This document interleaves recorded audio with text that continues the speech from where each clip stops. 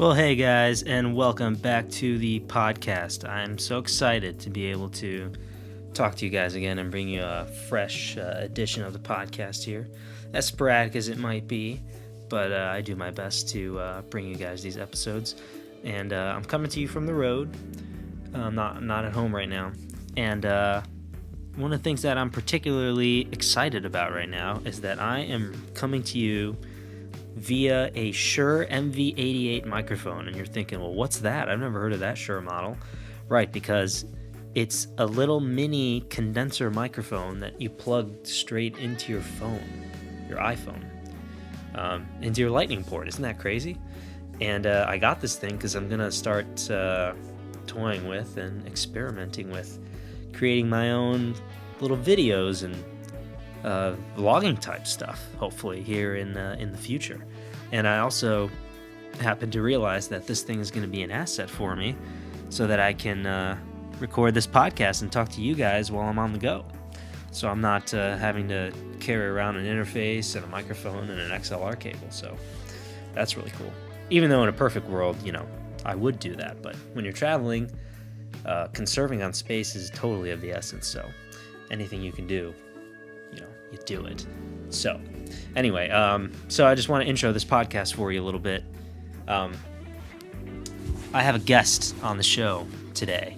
And I want to take a minute to give you a little backstory on how me and this guest met. Today's guest is Jake Ithurburn. He is, I would say, the lead singer, but nowadays he is the one and the only member of the band Brolly, if you can call them a band, I guess. It used to be a band, and it's a solo project now, but we'll just say the artist Brolly, an indie band from California. So I met Jake through my two good friends, Fred and Andrea Butson. When I lived in California, I lived in their house, in one of the rooms in the house I was renting from them. And this house happened to have a room that was next to mine that was vacant, and they wanted to rent the room to another person. And so through their sources, I don't remember exactly how it came about, but one lead came in, and they were able to get this guy who was interested in renting a room, and that guy was Jake. And so this was a while ago now. This was back in 2015, so almost 4 years ago. It was in the summer, and even though I didn't live there very long, just a couple of months almost, I did get to know Jake a little bit, and he was probably the best friend that I had developed in the time that I lived there. So yeah, that's kind of how I met Jake, and there were definitely a lot of nights when I'd be laying down in my bed and I would hear Jake over in the next room playing his guitar and writing songs and just endlessly playing and coming up with melodies and all this stuff. And I was like, man, this guy's got some great ideas.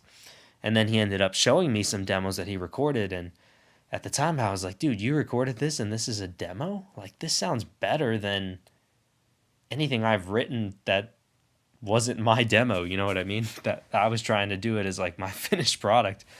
Of course, he had a lot more experience than I ever did at writing and producing your own material. And, so that's a little bit about how I knew Jake. And some of the songs that are on his last EP, the EP called Sun, were songs that I've listened to him write when I was living there, or at least the title track, Sun. So anyway, I don't mean to rant, but I did want to at least share with you the story of how I met Jake, so you guys know where I'm kind of coming from on that. Jake's a great guy. He's a humble guy. He is a guy that has incredible ideas, has all kinds of talent. He can write songs like the back of his hand. I swear, the guy is just a songwriting machine, and that's why I felt like I absolutely had to get him on the show to just to talk with him and get some insight into how he thinks and how he writes and just so, we covered some different topics. We jumped around. We of course talked about songwriting. We talked about recording, some of the ways that he records his stuff, and of course that leads to how, what gear you use, and we talked about mixing and collaboration and versus, kind of wanting to work by yourself so you keep control of your own material and things like that. And I got to be honest with you guys, in full disclosure, as I was editing this interview, there were several times at which I was cringing at myself for interrupting Jake and kind of jumping all over him when he was trying to talk. And when you talk to somebody over Skype or whatever, over the internet, there's always going to be a little bit of a lag time, a little bit of a delay. So sometimes you jump over each other, but there were some times when I was like straight up kind of embarrassed. I was like, are you kidding me? Let the guy talk, because I jumped over him more than a few times. So I'm sorry about that. I'm getting better at this. I'm not perfect, but I'm improving, I think, little by little. And if you're listening, Jake, sorry, brother. Didn't mean to steal your thunder. But nevertheless, Jake's thoughts still do come through, I think, and that is what's important at the end of the day. So the last thing I'm going to leave you with before I get you guys over to the interview here is I want to invite you to once again sign up for my email list, man. Why would you sign up? Let me tell you. I have created by myself my own personal sample pack with over 40 different samples in every key that music exists. Well, that's not actually 100% true. I basically just stuck to major keys. But yeah, every major key of music, I've got samples in every key. And the reason that I made these samples is because nowadays when I'm writing demos, when I'm writing tracks, even though I've so far have kept them private and I haven't posted them anywhere, they're just on my hard drive, I am writing them. And when I write them, I am using samples now. I'm unashamed of that. And I'm going to do a podcast here in the future where I talk more in depth about that and just kind of process out loud with you guys some of the thoughts that I've been internally digesting about what I think about samples and how I feel about using them. But I am using them now because it gives you some instant inspiration. It jumpstarts the writing process. Even if you don't stick with the sample, it can at least give you a creative spark. And I'm all for anything that can give you a creative spark. Because a lot of times people sit there and they struggle to come up with something. And a sample will get you going. It starts the engine. And you can do all kinds of things with samples. You can change them, manipulate them, distort them, pitch them, whatever. The sky's the limit. And that is why I've made these samples, so you guys can use them. And I would love for you to take advantage of them. That's absolutely free. All you have to do is join my email list. And the link for that is going to be right in the description of this episode. But if that, for some reason, isn't working, you could visit southshoreaudio.com/podcast, and there's going to be a button there that also you can click on, join the email list. So that's that. I hope you enjoy this interview.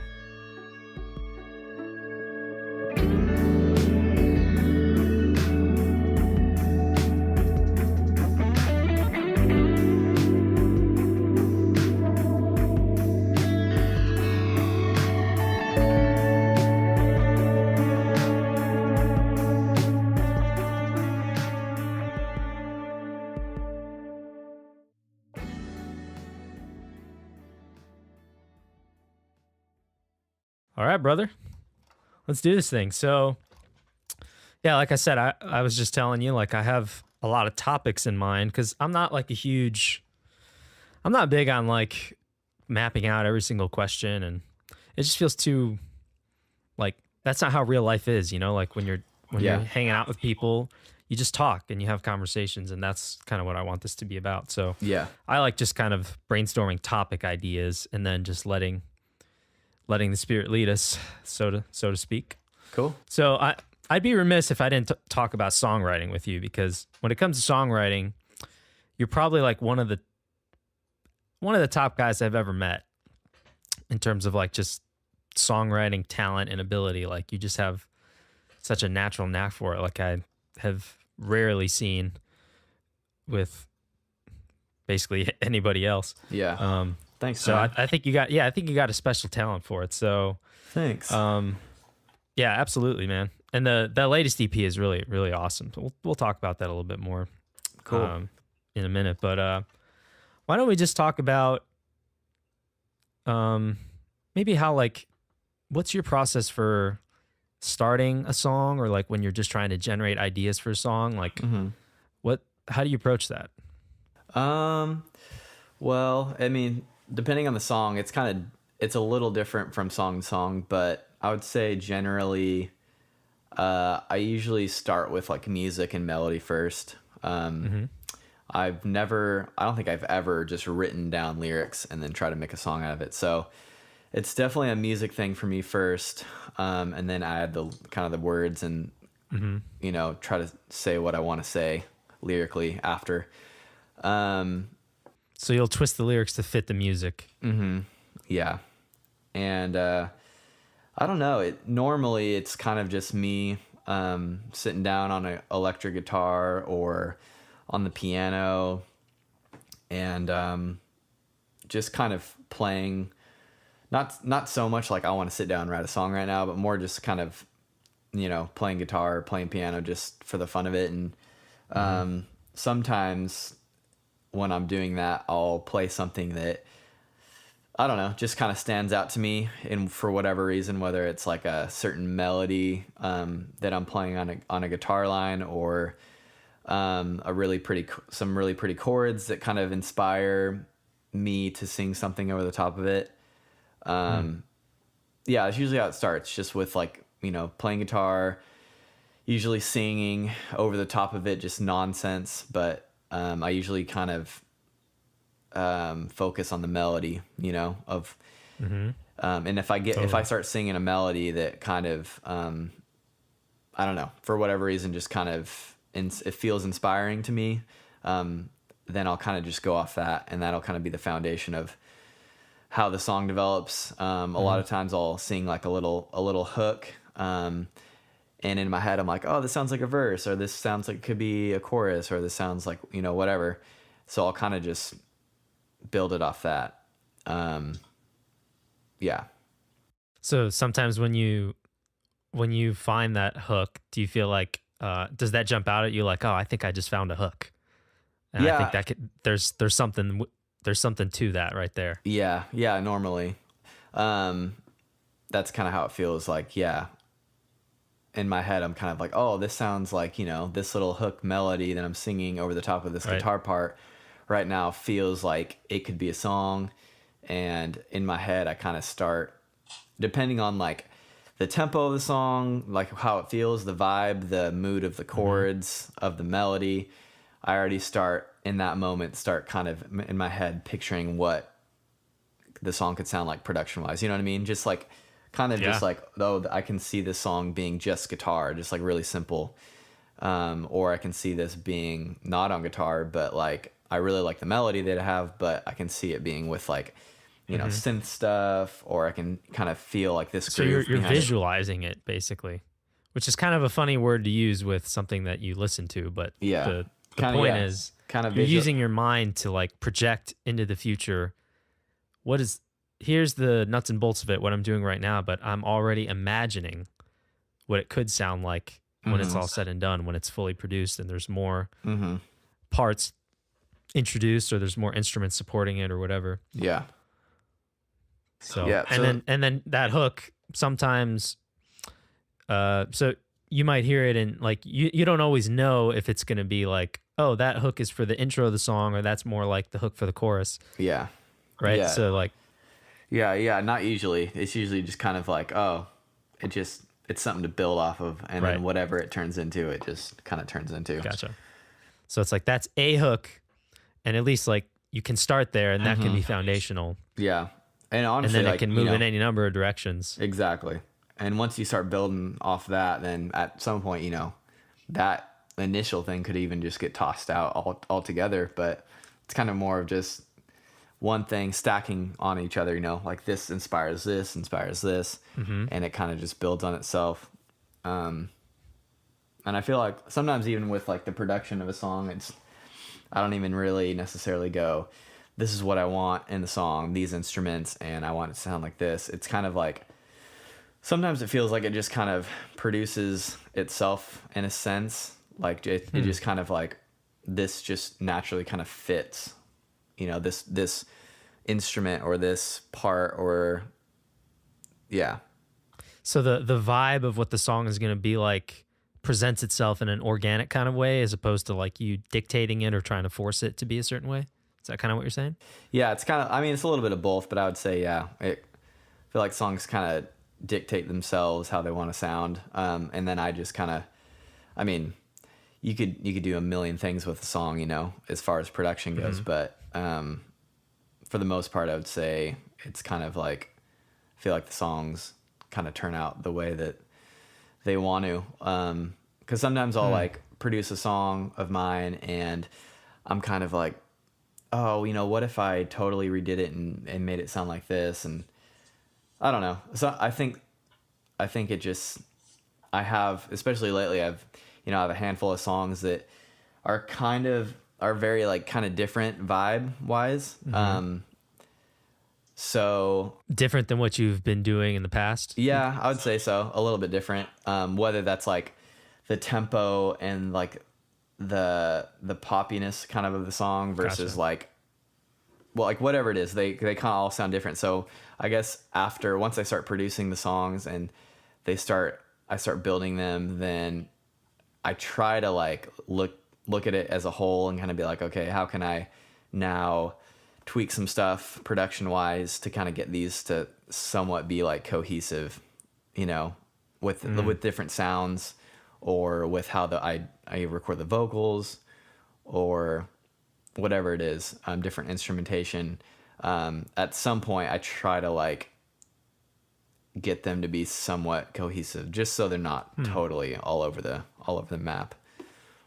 So, and how exactly do you go about establishing that common thread that goes through all those songs? Is it trying to put things in there that are common to all the songs, like yeah, or even does it come down to a technique that you use, like something a little more technical side, or like what are some examples of that? Sometimes I don't know, I guess sometimes I'll listen to like a song that I'm working on, I'm like, it sounds too clean and too like there needs to be more of like a organic live kind of dirty sound to it, quality to it. So whether that's me laying down some like natural sounding like instrument, like an acoustic guitar or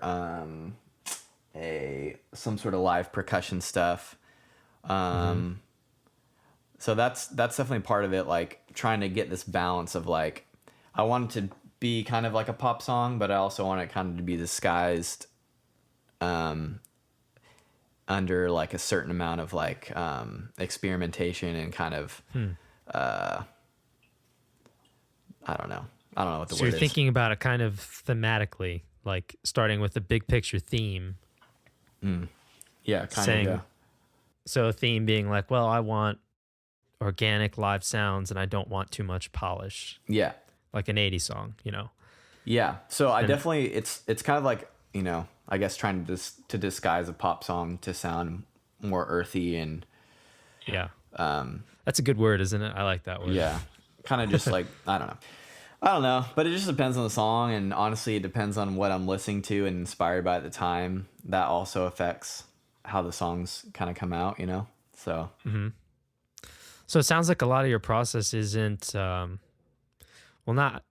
I hesitate to use the word formulaic. That's not quite what I want to say, but I guess more so, it sounds to me like you're not the kind of guy that like sets out to sit down and, okay, I'm sitting down right now and I'm going to write a song.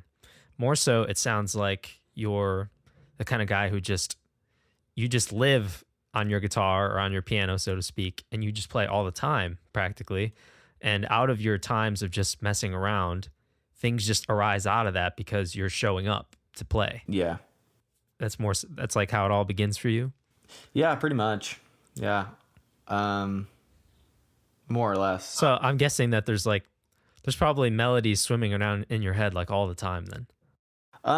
Yeah, sometimes. I mean, sometimes I'll, when I'm driving or something, I'll have a melody that's kind of stuck in my head. But even then it's like, sometimes I'll I'll make a little voice memo of a melody that's going on in my head, and I'll try to sit down with an instrument and put chords underneath it. But, like I said earlier, usually it starts more with me sitting down on a instrument first and then singing something over the top of it. But it's happened different ways, Do you ever feel like you're on a certain instrument and you hit a brick wall in a way? Like you just feel like you're not able to come up with anything fresh in that moment, or you're just repeating what you always do? Like a block in a way? Do you ever feel that way? Yeah, for sure. Definitely. What do you do to get past that? Well, right now I think what helps me right now is because I have a lot of random projects that I'm working on. Instead of just sitting down on a guitar, if I feel like any sort of blockage or I'm not getting anything, I'm just like, well, I have all these other things I could be working on. So I'll just go and brilliant kind of work on a song that's already almost done, and kind of maybe sit down and write some words for that one, or track a guitar part for a different song. So kind of get that creativity out in a different way, rather than just sitting on one trying to write a song. I'll kind of just leave it and then come back to it later. Or that's a good idea. That's like saying, like, you're basically like, well, I'm not going to force it. Like, if it's not happening right now, then oh well. Like, there's other things that I can use my creative energy on right now that where I'm not having to produce something fresh and original right this second. Like, exactly. There's something that's there that you can. Yeah, I mean, I'm sure you got plenty of projects that are just sitting there, just waiting to be worked on. Yeah. Like, at any given time. Yeah, totally. And I think before, like a few years ago, I didn't have enough like studio gear to really record my own stuff or start, working on songs. So anytime, 3 years ago, if I had some sort of writer's block and I couldn't get anything, I would just get bummed out and and just have to set the guitar down or just keep working at it and kind of get nothing and feel bummed about it. But now that I have all this, a little bit more gear, I'm able to kind of just get ideas going, even if they're half finished, just have a bunch of different ideas, and I can kind of jump from thing to thing until something kind of clicks. And then I'll just kind of spend time working on it. And yeah. Nice. Well, you use the G word, gear, and unfortunately, most musicians are super preoccupied with gear. Like, I feel like most of the time, guys are more into gear than they are into music. But you did mention it, so I guess we could talk about it a little bit. What is some of the gear that you're using nowadays? Like, how about microphones? Maybe, like, what are some mics that you like to use? I'm still investing in all that sort of stuff. So sure. Well, you don't need a lot. You don't need a lot to get by. You just need as long as you have a few different sounding microphones, you can kind of do a lot. But right now, I just have a Warm Audio 87. It's kind of like a Neumann clone. So that's what I've been. U87. So that's what I've been using beautiful. for, like, vocals and acoustic guitars, and I throw it on my amp sometimes, or just it kind of works for a lot of different things. And then I have, just like 57s, and that's pretty much all I have right now. If I need to track drums or something like that, I usually do it with buddies who are drummers who have that sort of gear to do it, because I don't have that right now. Yeah, that takes a more full setup.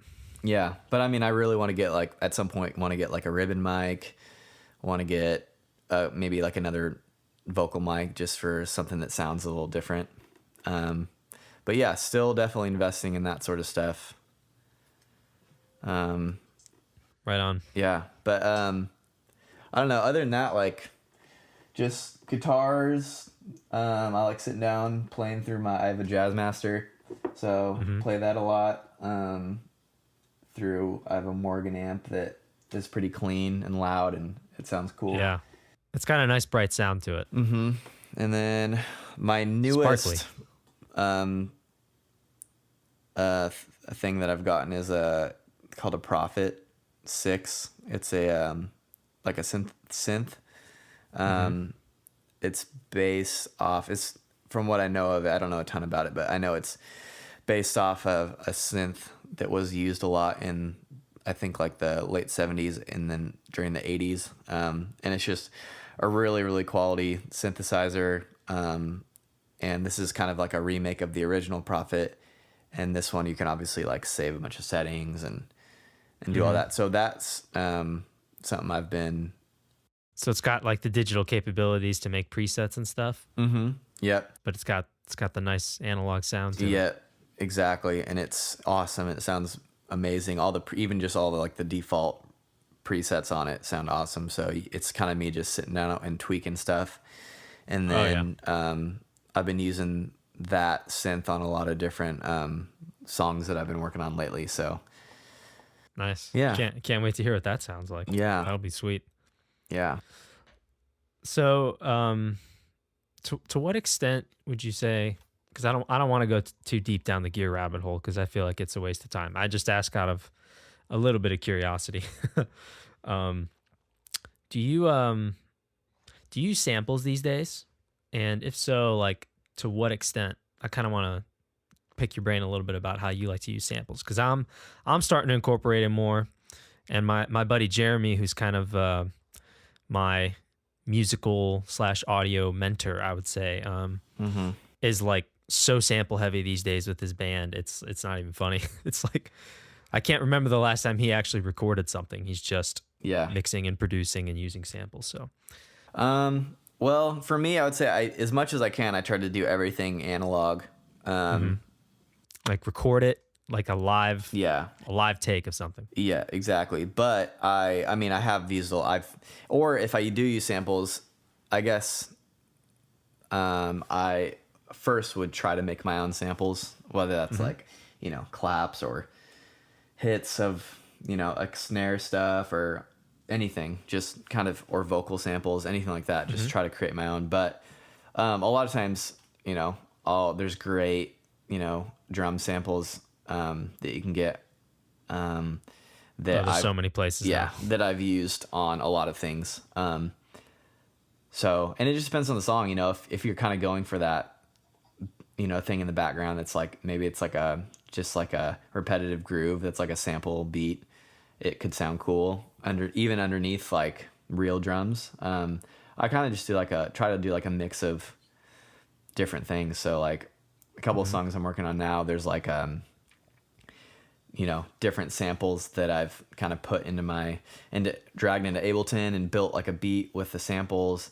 And then I went and recorded drums yesterday with a buddy for that song, like real drums to kind of throw over the top of that. And I'm just going to kind of blend them together and see what they sound like. But I definitely like using samples. Like they sound cool but it just depends on like the vibe you're going for, I guess. Yeah, you can easily get lost with them, and I don't know. I'm speaking for myself when I say this, but I'm losing a little bit of that purist kind of mindset that says, "Oh, samples, come on, that's cheating." Like, but I'm realizing yes, you may not. I mean, you can make your own samples, like you said, and I've toyed with that a little bit myself. But if you're just taking somebody else's sample, like yes, maybe you're not the one who created it, but what gives it its meaning is the context in which it's being used. Yeah. So in your song, that sample is not at all how it was used in someone else's song, let's say. Exactly. It's like, it's all about how you dress it up, and maybe you chopped it up a little bit and you're not using the whole clip. You're just using part of it because there was one thing in that sample you liked. Yeah. Or you're drowning it in reverb, or you're compressing it more, or you're reversing it, or, like there's all kinds of things you do to where by the time you're through with it, that sample isn't what it was when it started. Exactly. It changes. Exactly. So that's why I've relaxed my mindset on it. Yeah. I mean, you can do so much with them, with like different sort of samples, and I'm totally all about it. I mean, especially for me, like it's the best way to kind of build a foundation for a song for me, because I'm not in a live studio with the gear to like, and I'm not to like record real drums, and I'm not, practicing a lot of these songs with a full band. So a lot of the times that I'll go about making a song is with sample drums and different, sounds and beats. And then Totally. from there, I'm usually like, oh, this sounds really cool just using samples because it kind of fits the vibe. Or I'll be like, this is kind of the general rhythm that I want for the song, but I know that I would like it a lot more if it was recorded live on real drums. So that's kind of how I go about it. So sometimes the samples is part of that starting point. Yeah, it's just kind of a part of like building. And then whether they end up staying in the song just depends. I don't know. Sure. Well, I mean, you always try it. I mean, you leave it there and you go, I wonder what this will sound like. Yeah. And then if it's cool, you go, oh, okay. And then if not, then no big deal. You just cut it. Yeah, exactly. Like it's nothing. Exactly. But at least it provides you like you're saying, you're not in like this big studio facility where you got this awesome live room and all kinds of instruments sitting around all the time. So like, you're like a lot of guys nowadays, and myself included, like we're basically kind of home studio DIY type guys. So, exactly. Those samples are really useful and helpful to just put, to help build a scaffolding, I guess, around songs that you're making. Right. So, yeah. And then, like you said, later you can always, work with people who've got the capability to do that stuff. So, like, let's take one of your songs on your last EP, Sun, the title track. Is the main beat in that? Was that a sample?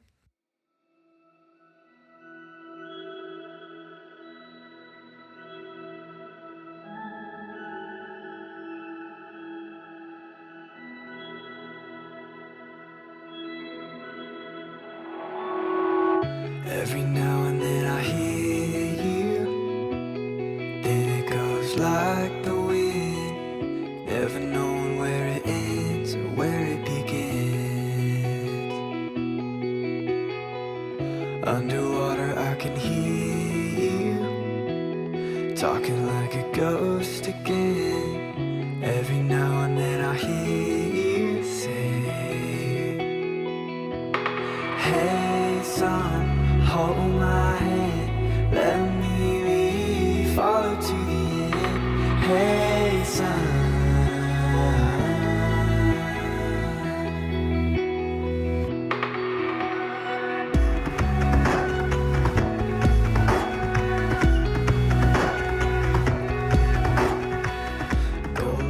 Yeah, so that song, that one, it was actually just, so I originally started recording that on just GarageBand. This is before I even had Ableton or any other sort of thing that I used. So I just had that song goes way back. Yeah. I remember the first time I heard your demo on it. It's yeah. Cool. So it was like a few years ago. I just was, I came up with the guitar line for the song and kind of had some of the lyrics and the melody, and then I didn't have any like sort of sample stuff to even put behind it. So I think the main beat for that song, like it's kind of like a gallop sort of beat. It is. It's like, yeah. That's just like me. That was just me miking up I just had a mic over my desk and I was just tapping on, I think it was like my keys or something. And I was just playing drums with my hand on my wooden desk and my keys.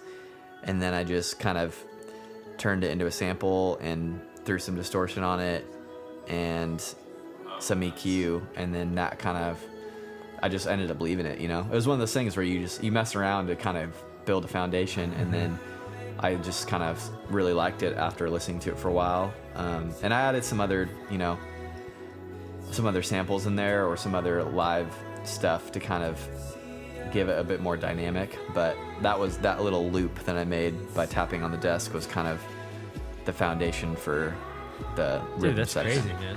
Yeah. I can't believe that's what it is. Yeah.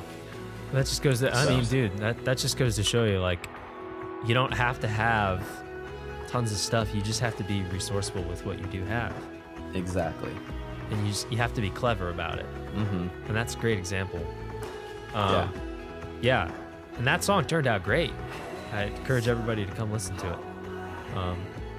Actually, I might if you're cool with it, I'll probably play some songs on this episode here. So Yeah, we can, that's fine. expose some people to some of the music here, because there's just some really cool stuff in there. So I think you probably covered this, but you're probably not big on virtual instruments then. Honestly, I have no rules. So I mean, Okay. if I hear something that sounds awesome, I'll use it. So, I think generally I'll try to do as much as I can, Like outside out of the box. the computer. But Yeah. it just depends on what it sounds like. Yeah. So it's not something it's not like a go-to, let's say, Yeah.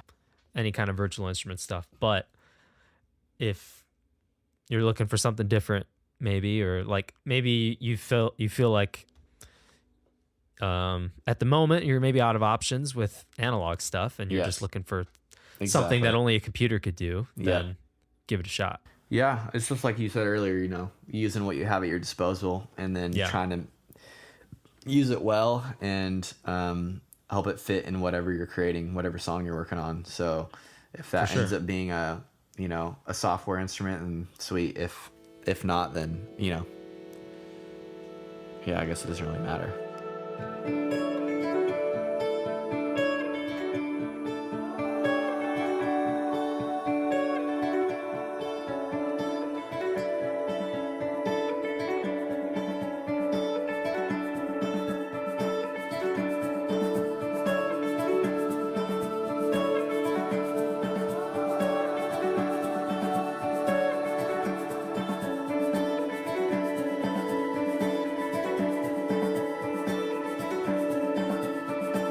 Don't wanna fall for some crooked lie, a chase down lonely that hides.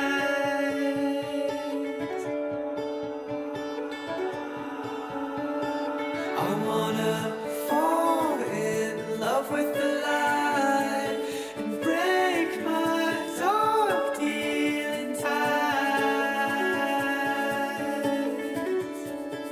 Tonight, I need heaven inside me. Oh, I need heaven inside.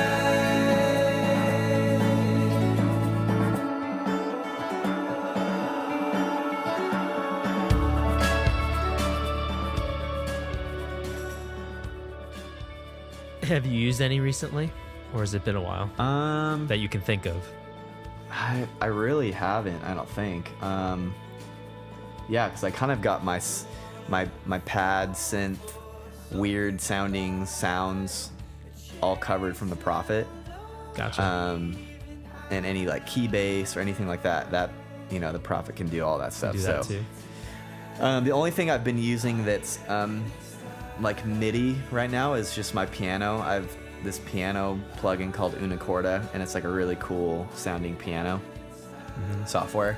So I've been running whenever I like write on piano or have a piano idea for a song, I'll use that, and it honestly sounds pretty freaking real. To where Yeah. if it's just like a background thing, I'll just use that. But if it's like, I'd obviously, if I'm gonna record, like if piano is kind of the main foundation of the Driver of the song, song. then I'll go in and record it on like an upright piano somewhere. Just because I just really like doing piano stuff live. So yeah. So like an example of that, I have a song coming out this next month called Whiteout Days, and that song's primarily like piano led. And that one was just recorded in a studio on an upright. Very And nice. I don't know. It's just different. Like even the software that I have that I've been using, MIDI software, it sounds amazing, but it's still, you can tell it's just not the real thing, So Yeah, I think that's fair. I think the VSTs, they've gotten like really freaking good nowadays. And in some sense, they're almost. I think the lack of the realism that you're referring to is almost from the fact that it sounds a little too perfect instead of from the fact that it doesn't sound quite good enough. exactly. Because it's like it's so polished. It's like, wow, it sounds like that piano is like so perfectly mic'd, and there's no phase problems at all, and there's just like, Yeah. it's like, but when you mic it up in the real world, like it's obviously it's a more organic experience because you're doing it for real, but there's just other potential things that are introduced into that can there's other quirks that can arise from that, but no, that's totally fair. I mean, I'm all for the VSTs, like, and that's again partly because I do have an upright piano sitting behind me, but I just don't. I'm not a good enough keys player to sit down and record it. I don't care. Like, I'd rather just use the MIDI and then manipulate it. But that's just exactly. me. How about mixing? Do you like to mix your own stuff, or do you go to somebody else? When I do like to mix my own stuff. Okay. I'm pretty picky about mix for sure, but I also am very aware that I'm still learning how to mix well. And yeah, we all are. And just like, having the gear to mix well, having the plugins to mix well. There's just so many factors. So I would say generally I always mix my songs, whether I end up using my mix or not. It's just kind of the part of the process, as I'm producing and recording a song, I just kind of mix as I go. Okay. Because it's hard to So for you, mixing is not a separate process where you say, okay, well, my demo's done. No. Now it's time to like just mix it. Like you're mixing as you go. Yeah, I'm mixing as I go because I don't know, it's hard to stay inspired with a song and to kind of know what it needs if it doesn't sound very good mix-wise, while you're working on it. So I kind of try to, as I add stuff, kind of mix it in, even if it's just like, throwing a little EQ on it to kind of help it sit right, and get the levels right. And then, but like, I have mixed the first 2 EPs I put out with the band that I was in. We, self-produced, and I mixed it all, and it sounds fine. I mean, it sounds good. It doesn't, obviously I listen to it and I'm like, I would change this. There's just things that you learn through mixing over time and through recording that I didn't know then. So I don't know. It's not amazing. It's by like what I wanted. It didn't turn out the way I wanted it to, but I'm pretty happy with it. Those Brolly EPs, you mixed them? Yeah. Okay. So even like Hollow Home Road, that's your mix. Yeah.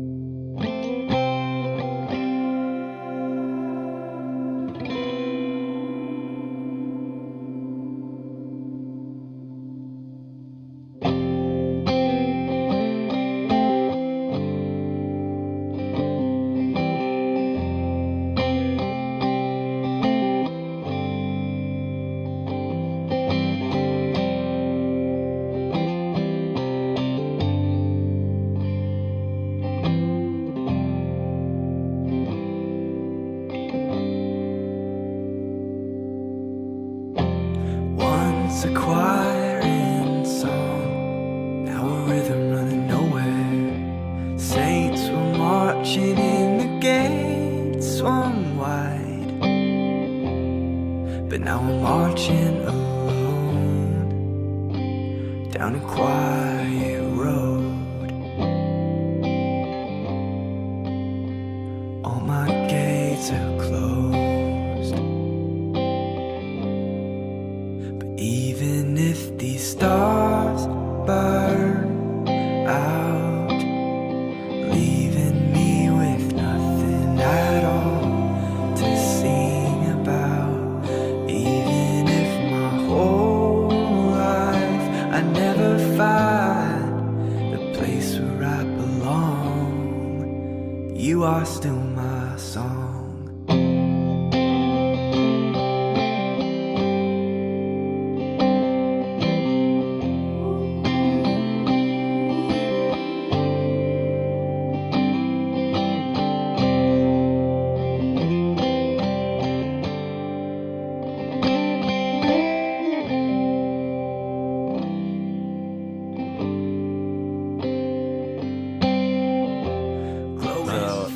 mixed those. This last Sun EP, I went out to Nashville and had one of my good friends mix that, and I kind of went out there and we, he ran everything through his gear and kind of was the one doing the knobs, and I was kind of sitting there kind of just listening and kind of giving my 2 cents. I'm like, oh, maybe we could try this. And it was one of those things where I had sent him my mixes first, so he can kind of get familiar of like what I was going for with levels and with the vibe of the song.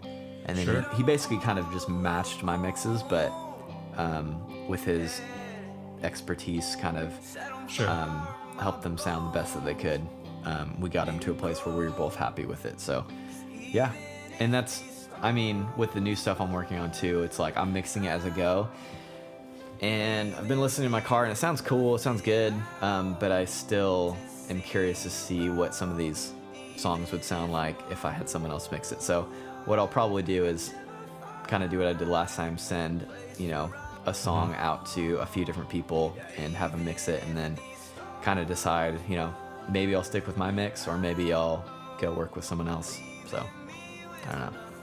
Yeah, was that the first time that you had worked collaboratively like that with a mix engineer? Yeah. Nice. Yeah. Yeah, that's an interesting way to do it.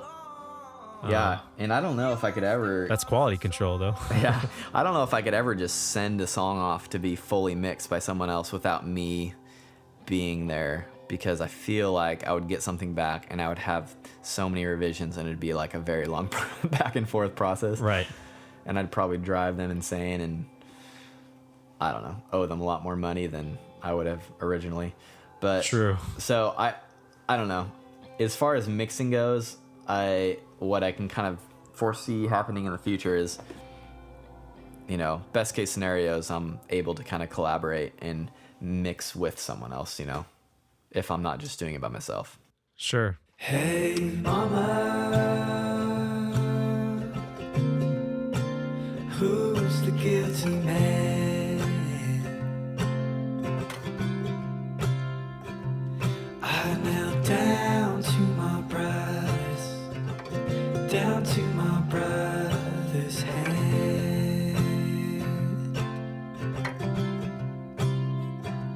Hey, mama, who's the guilty man? Right now you're tired with you weeping, but one day you'll understand,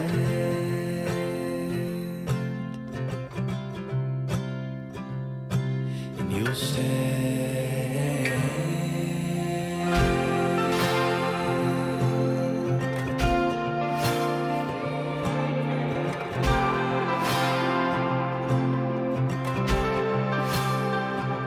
Hey, mama, who's the guilty man? What is your attitude towards collaboration these days? Are you more... Do you favor it? Is that something you like to do, or do you prefer working alone most of the time? Like what? I would say most of the time. between the two? Most of the time, I prefer working alone, but I definitely do like collaborating. Yeah, it just depends. It depends on who I'm collaborating with, and it depends like what the goal of this, the work is. If it's something that I'm putting out under my name, usually I prefer to work alone.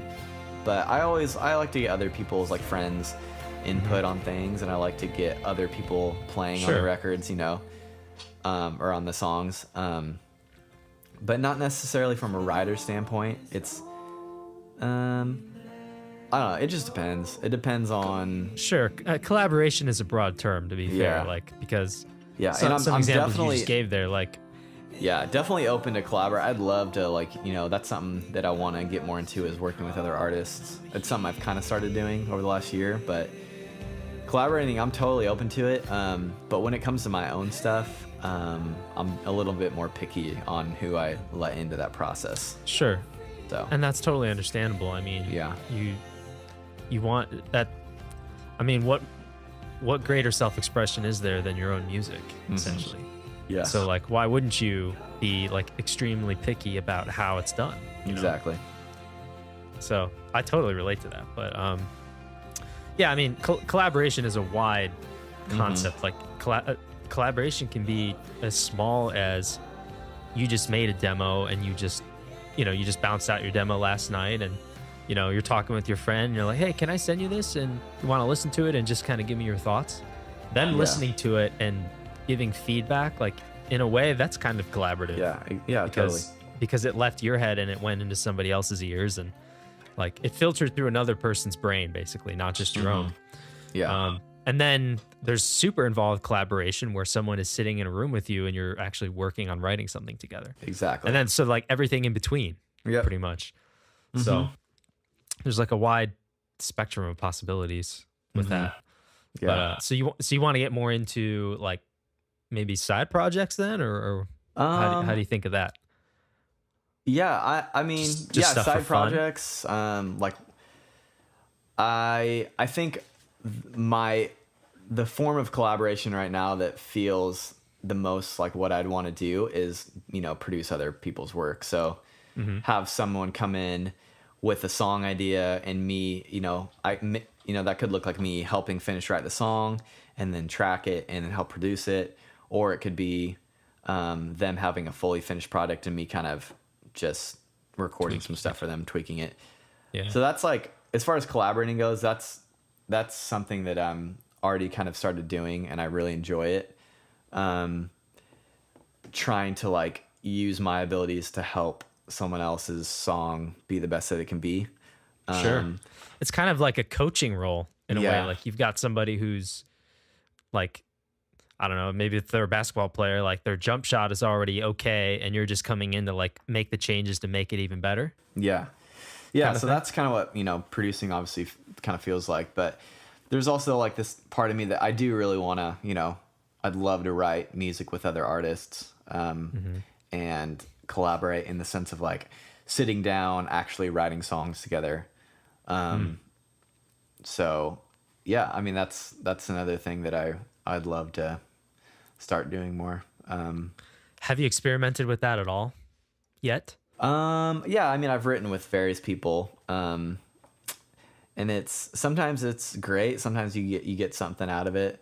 A lot of times you kind of walk away from it being like, well, didn't really get a whole lot, Yeah. It's hard because you got two people come in into a room together with probably very different processes of how they create something.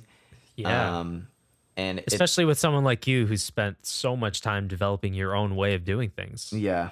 By now. Yeah. And, same thing with the other person. I'm sure they're kind of in that same spot. So it's, yeah, a lot of times it feels kind of forced, it's hard to get over that hump of like, what do we want to say? And it's no longer like, what do I want to say? It's like, what do we both want to say? Yeah. What do we both want to kind of talk about? So I would say a lot of times it's easiest when you have like a pretty developed song idea, and then you get together with someone else and then you kind of work out, the kinks and sure. I don't know. And I'm definitely no expert on collaboration and how to write songs with other people, because I'm still learning that and getting used to what that is like. And so, yeah.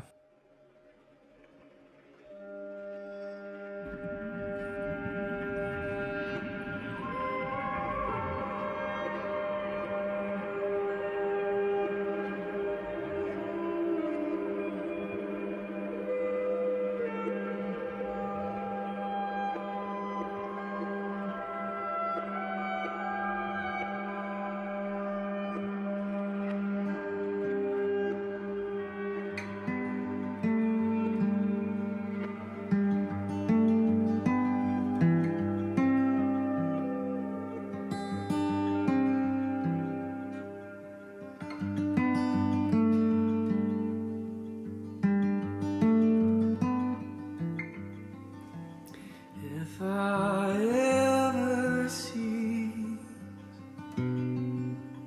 to be on my little knees, someone smack me upside the head.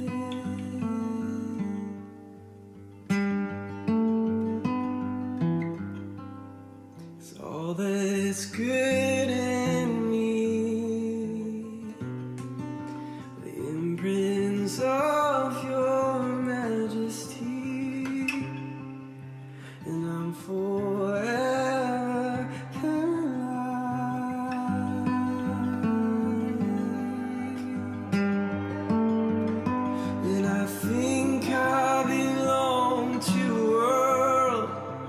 some other kind.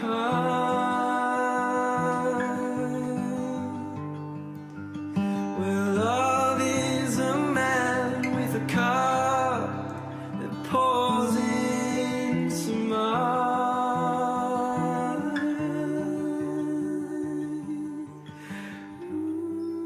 It sounds a little intimidating to me. Yeah. The idea of trying to write something original with somebody else at the same time. Mm-hmm. Like, almost like there's pressure in that. Mm-hmm. Like there's pressure to bring something to the table. Like, am I contributing enough, or am I? Yeah, totally. Yeah, or like, or is he doing all the heavy lifting, and I'm just kind of being a bum, kind of thing. Yeah. Or just, yeah, totally. You know, and it's someone else's time. It's no longer just your time and energy. It's someone else's too. So that kind of sure adds a little bit of, a little bit of pressure. But I think you could, working with other people and other minds, and you can really get some amazing stuff. Stuff that you wouldn't normally. Sure.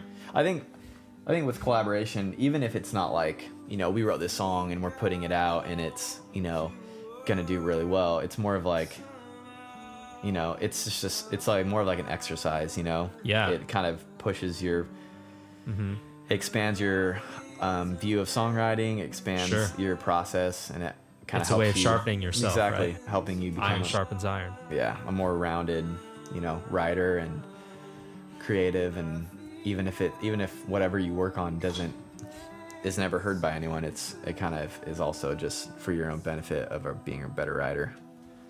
Sure, I totally agree with that, and that's another thing where my attitude, I think, is also changing. Is like, there's just the idea that like something that you're working on has to like lead to some kind of outcome.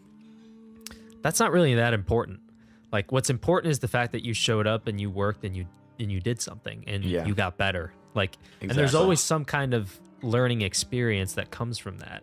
Mm-hmm. And there's always some kind of takeaway. And even if it's just a small little step that you took forward, you still took a step forward, Yeah. So like, it's always worth it. Exactly. So what do you think about collaborating in a more digital way? And what I mean by that is like, Postal say service. somebody, what's that? Like postal service? I guess. How do they do it? Oh.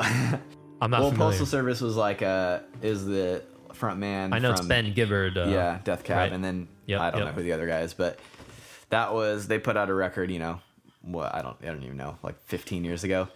But that was, from what I know, and what I've read about, it was a very digital collaboration of like, here's this beat, and then I put it in my computer, and then I add this, little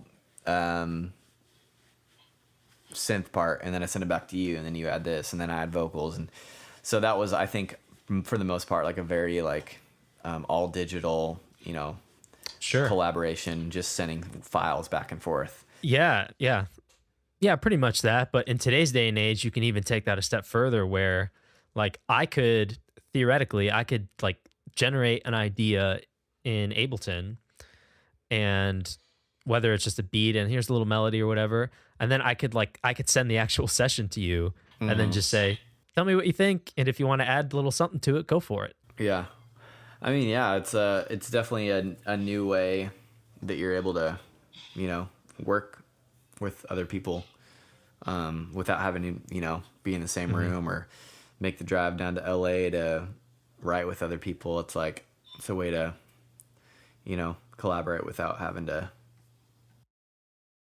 Right. And do you think that's something that you're gonna engage in a little bit in the future, or do you still prefer to do it the more in-person way, I guess? Yeah. I don't know. I mean, I guess it just depends on how inspired I am by the song and what it's for. If it's something that I really like, then I feel like if I'm captured by something that someone's working on, I'm totally down to like collaborate.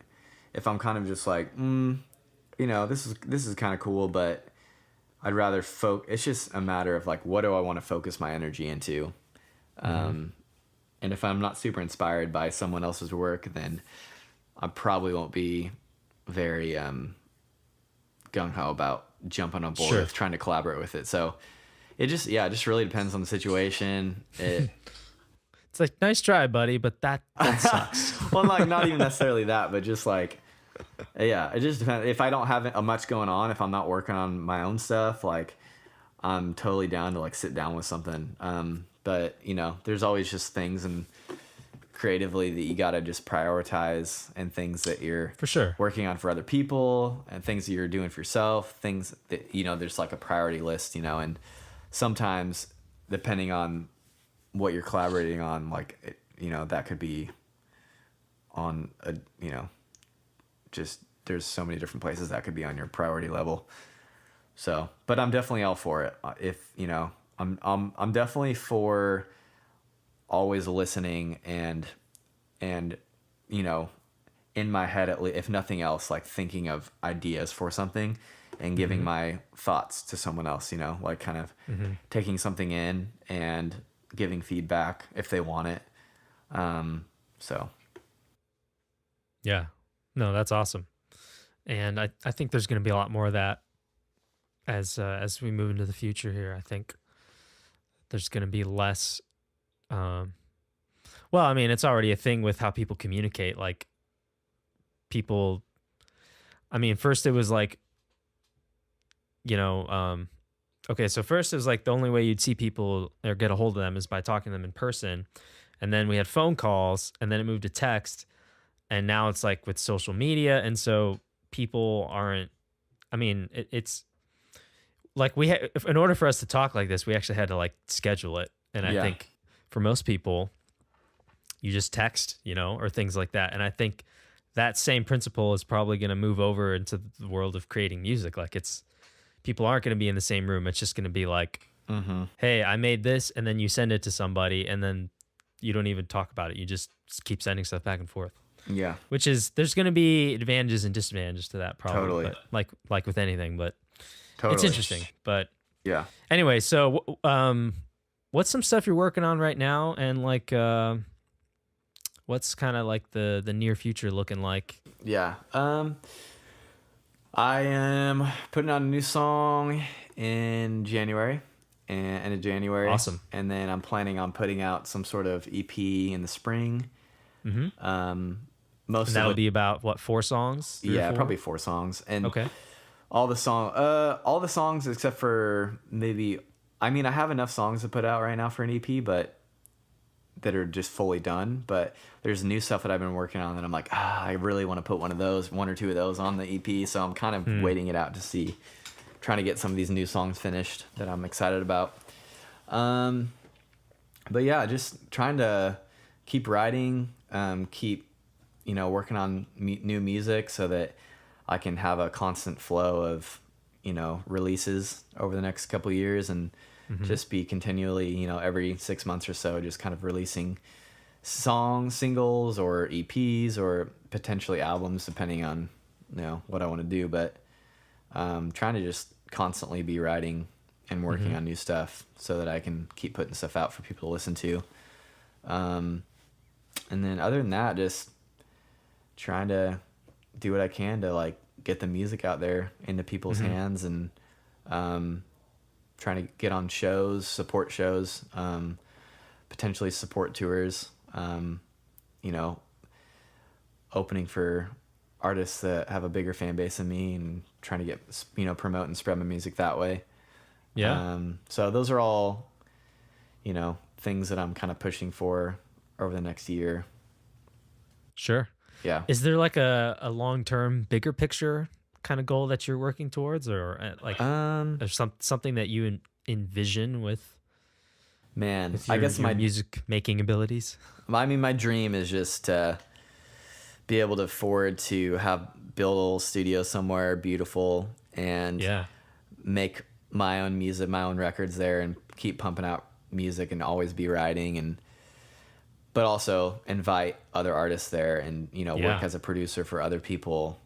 I guess that's just my dream, you know, have a bunch of gear in a beautiful studio, heck of vibey, and just make music there, you know, music that I'm making as my under Brolly, myself, and then also for other people. And, you know, traveling and playing shows and touring and all that's kind of a part of the goal and the dream as well. But I would say, you know, making music with, you know, for myself and for other people is kind of on definitely like the bigger picture. So yeah, that'd be great. Yeah. So one day you're going to have that studio and you're going to... Getting there one step at a time. Yeah. Yeah. You know, I would encourage you to, because I've been practicing this a little bit.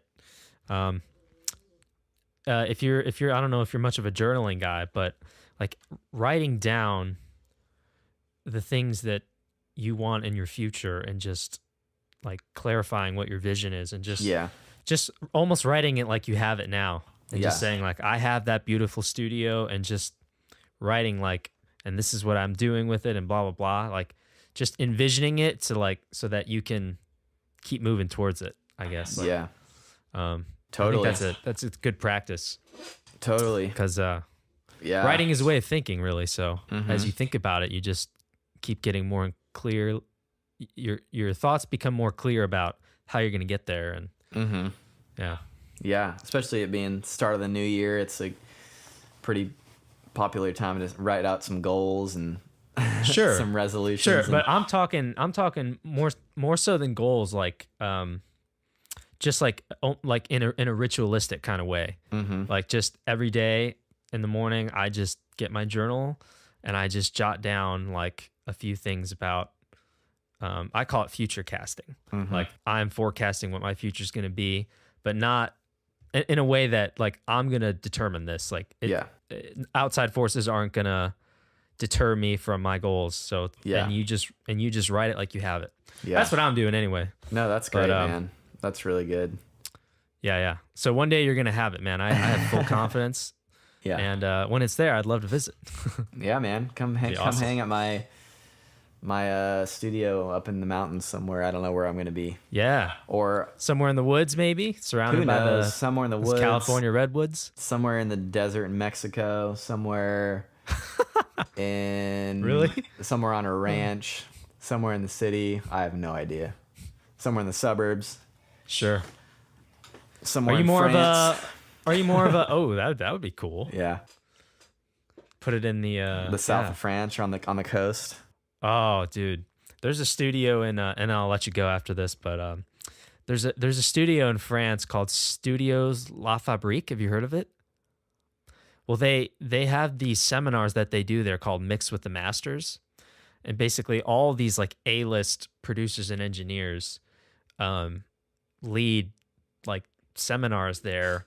Like I don't want to say every month. I think it's more like once a quarter. And the only way to like, you actually have to get invited, like someone who's in the industry has to like refer you or sponsor you. And then you go and it's like a week-long thing and you stay there. Dude, that's a dream of mine right there. Is to like be invited to Mix with the Masters.